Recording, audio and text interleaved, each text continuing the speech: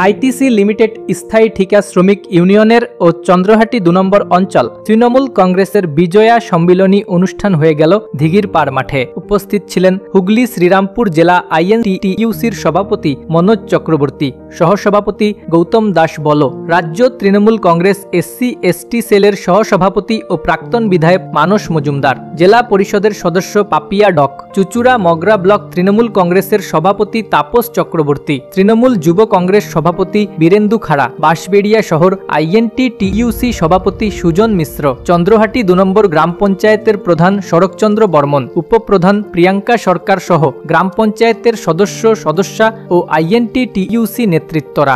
এদিন অনুষ্ঠান থেকে SIR নিয়ে কেন্দ্রীয় সরকারকে বিদলেন হুগলি জেলা পরিষদের সদস্য মানস মজুমদার।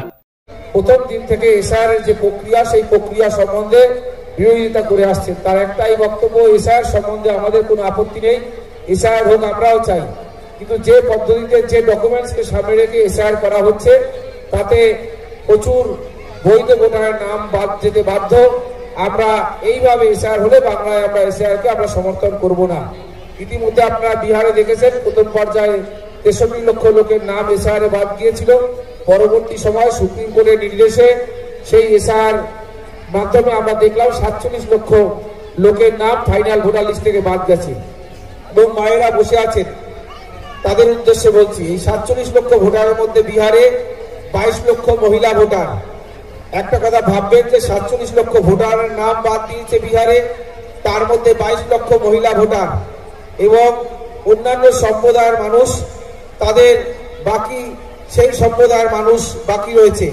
তো সেই জায়গায় দাঁড়িয়ে এই বাংলায়ও এবং বিহারে যে 22 লক্ষ মহিলা ভোটার, যে মহিলা ভোটারের একটা বড় অংশ তারা আরজেডি এবং কংগ্রেসকে তারা সেখানে সমর্থন করে।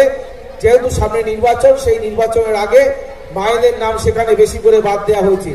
এবং নির্বাচন কমিশন এবং ভারতের সরকার যে কথা বারবার বলছিল যে এই ভারতবর্ষে প্রচুর রোহিঙ্গা, প্রচুর বিদেশি মুসলিম তারা ঢুকে আছে, তাদের নাম বাদ দিতে হবে ভোটার লিস্ট থেকে, যার জন্য আমরা SIR করছি। কিন্তু নির্বাচন কমিশন এই ফাইনাল ভোটার লিস্ট বের হওয়ার পরে সুপ্রিম কোর্টে বলতে পারেনি তারা কত বিদেশি ভোটারের নাম খুঁজে পেয়েছে, তারা সেখানে পরিষ্কার করে বলতে পারেনি।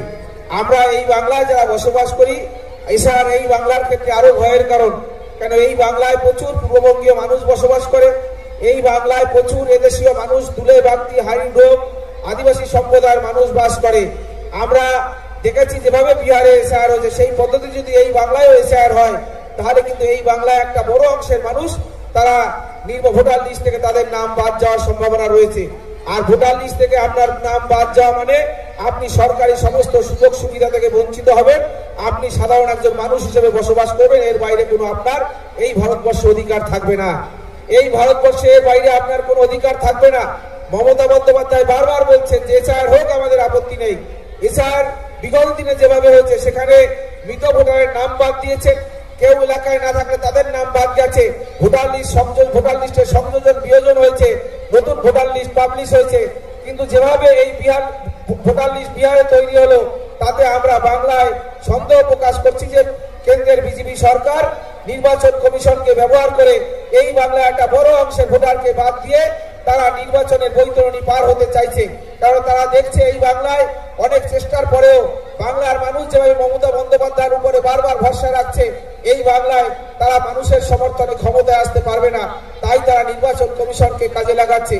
ইতিমধ্যে BDO অফিস, SDO অফিসের যে রিপোর্ট, যে ম্যাপিং সামনে এসছে আস্তে আস্তে, তাতে আমরা দেখছি যে প্রত্যেকটা ব্লকে 30%, 40%, কোথাও 50% পর্যন্ত ভোটারের নাম ভোটার লিস্ট থেকে বাদ যাবে। এই জায়গায় দাঁড়িয়ে আছে ভোটার লিস্টের যে ম্যাপিং, সেই ম্যাপিং এ 2002 সালের ভোটার লিস্টে যাদের নাম আছে আর 2025 সালের ভোটার লিস্টে যাদের নাম পাওয়া গেছে, এই দুটো ভোটার লিস্টের মধ্যে লিঙ্ক খোঁজার চেষ্টা করছে, যোগসূত্র খোঁজার চেষ্টা করছে নির্বাচন কমিশন, যে 2025 সালের ভোটার লিস্টে যাদের নাম আছে তাদের নাম বা তাদের পরিবারের, তাদের বংশের কারো নাম 2002 সালের ভোটার লিস্টে আছে কিনা, যদি থাকে তাহলে তাদেরকে ভোটার লিস্টের নাম রাখা হবে, না হলে তাদের নাম ভোটার লিস্ট থেকে বাদ দেওয়া হবে। এবং এই প্রক্রিয়া সারা বাংলায় চলছে, এবং যে প্রক্রিয়ায় এই বাংলায় কয়েক লক্ষ মানুষ নাম বাদ যেতে পারে, যেটা বিজেপির শুভেন্দু অধিকারী এবং সুকান্ত মজুমদাররা বলছেন যে আমরা এই বাংলায় 1 কোটির বেশি মানুষের নাম বাদ দিয়ে আমরা 2026-এর ভোটে আমরা বাংলার ক্ষমতা দখল করব। তাই আপনারা যারা এখানে এসেছেন সজাগ হন, সচেতন হন। সামনে এসআইআর বাড়িতে বাড়িতে নির্বাচন কমিশনের লোকজন আসবে। আমরা দলের কর্মীদের কাছে অনুরোধ করব, মানুষের সুরক্ষা আমাদের কাছে সবার আগে।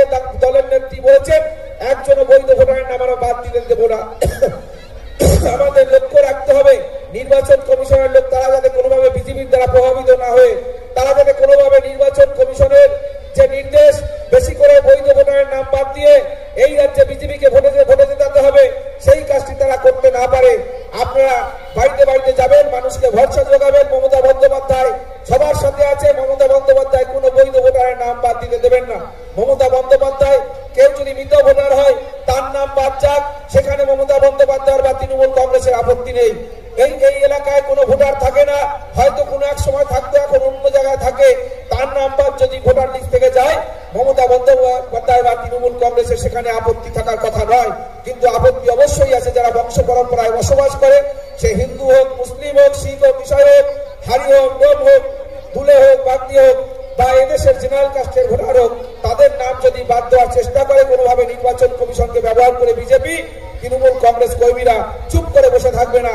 এর যে এলাকায় বৈধ ভোটারের নাম বাদ যাবে সেই এলাকায় তৃণমূল কংগ্রেস কর্মীরা এবং যাদের নাম বাদ যাবে তারা একযোগে গিয়ে বিজেপি নেতা যারা এলাকায় অশান্তি সৃষ্টির চেষ্টা করছে, বৈধ ভোটারের নাম বাদ দিয়ে মানুষের অধিকার কেড়ে নেওয়ার চেষ্টা করছে, তাদের বাড়ি ঘিরে রাখবে, ঘেরাও করে রাখবে। তাই আজকের এই বিজয় সম্মেলনী আমরা শুভেচ্ছা বিনিময় অবশ্যই করব।